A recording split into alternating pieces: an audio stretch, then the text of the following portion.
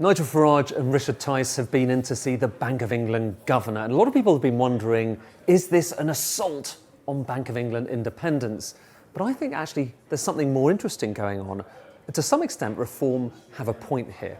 This all comes back to what's known as quantitative tightening. It's a terrible word for quite a big deal. What the Bank of England is doing right now to reverse some of the crisis-era policies it had, buying up loads of government bond, buying it off banks, and as a result of that, they're paying a certain amount of interest to those banks on what are known as reserves. Now, for a long time, Reform have said, we're not really sure this is a very good idea.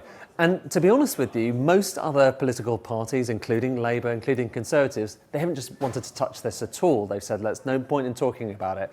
But Reform say we do need to talk about it. And that's one of the things that they've been in to see the bank about.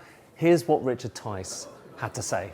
We need to debate this in Parliament, and then the related issue of whether or not to be doing quantitative tightening, and we have a very clear position that we shouldn't be doing that. That is increasing the cost of government borrowing, it's triggering taxpayer losses, and the Chancellor needs all the help that she can get. That's why Parliament needs to debate it, discuss it, and not be afraid of it. Now, what his big idea is that at the moment the bank is paying billions of pounds in reserves interest out to all those high street banks that were involved in the quantitative easing programme. It's like I say, it's incredibly complex, but the upshot of it is they're getting quite a lot of money in interest payments, and it's coming from the state, it's coming from the central bank. Richard Tice says, no, you shouldn't be doing that, we should be using the money elsewhere. The counter-argument, and I think it is a decent counter-argument, is that's kind of like imposing a tax on the banks. And if someone is going to do that, I mean, it's a reasonable kind of argument, but if someone is going to do that, it shouldn't be the Bank of England, it should be the Treasury.